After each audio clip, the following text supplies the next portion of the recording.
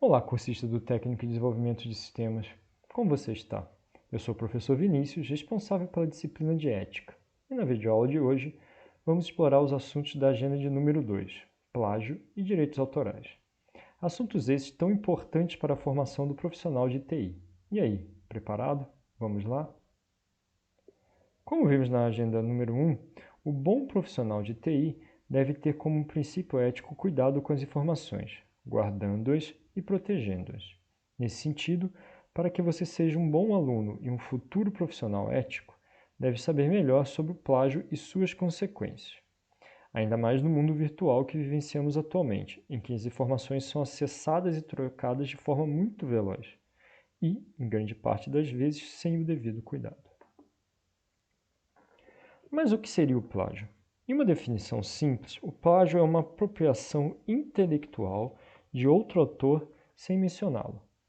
Um exemplo concreto é como se o plágio fosse uma espécie de roubo, em que aquele que faz uso desse artifício se apropria de algo que não lhe pertence. Nesse sentido, não é por acaso que a Lei de Direitos Autorais 9.610, de 19 de fevereiro de 1998, classifica o plágio como uma violação grave. Assim, cabe a todos nós, ao usarmos uma fonte, termos uma postura ética que consiste em revelar seu autor e sua origem. Esse é um ponto essencial na hora de fazermos uma pesquisa para um trabalho de conclusão de curso, o famoso TCC, ou mesmo no ambiente profissional, para realizarmos alguma tarefa específica. Diante disso, para nos precavermos, vamos entender melhor quais são os tipos de plágio. Podemos classificar o plágio em integral, parcial e conceitual. O plágio integral consiste em uma cópia completa da obra, seja um livro, um artigo acadêmico, um texto, entre outros. Enquanto que o plágio parcial, que é bem comum, consiste em copiar partes da obra, como por exemplo textos ou parágrafos de um livro sem indicar a fonte. Por fim, o plágio conceitual é uma cópia de ideias de um autor reescrevendo de outra forma, mas sem citar a fonte. Não devemos confundir o plágio conceitual com a paráfrase, porque nesta o conteúdo original, que é reescrito, é referenciado.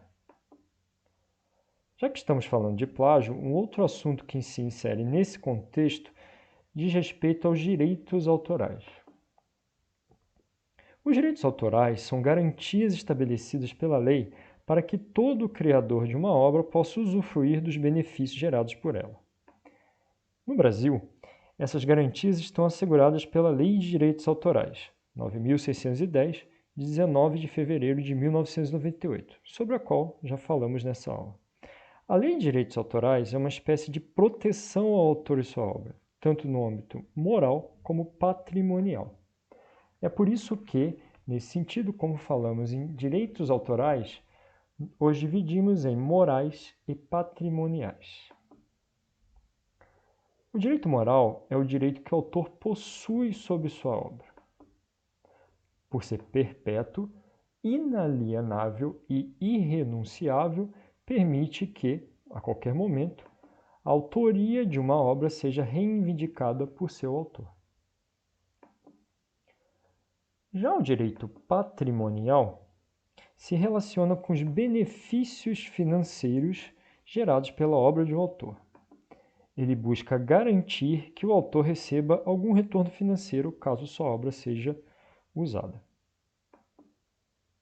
Bem, diante dessas definições de plágio e direitos autorais, pode-se perceber a importância que o estudo desses conceitos tem para a formação de um profissional mais ético. Nesse sentido, cabe tratarmos de um ponto que é essencial na formação do técnico em desenvolvimento de sistemas, a elaboração do TCC. Baseado no site Via Carreira, em um texto de Isabela Moretti, eu separei uma lista de 8 plágios mais comuns no TCC para que você, cursista, possa evitá-los. Número 1, cópia fiel. Número 2, não citar o autor. Número 3, usar dados quantitativos sem a fonte. Número 4, cópia de elementos gráficos, uma tabela, por exemplo. Número 5, parágrafos seguidos sobre uma mesma obra. 6, citar autor sem ter lido. 7, poucas fontes. Isso dá a ideia de que você está fazendo uma espécie de plágio intelectual. E 8, por fim, dar crédito apenas ao autor citado pelo autor da obra. É importante sempre indicar de onde você tirou aquela informação em primeiro lugar. Bom, cursista, vamos chegando ao fim de mais uma videoaula de ética. Espero que essa aula seja um complemento aos seus estudos para que você possa desenvolver ainda mais aquilo que você vem trabalhando nos fóruns, no material, nas dúvidas que você vem tirando com os seus tutores. Nos vemos em uma próxima aula. Eu desejo que vocês aprendam cada vez mais e até mais.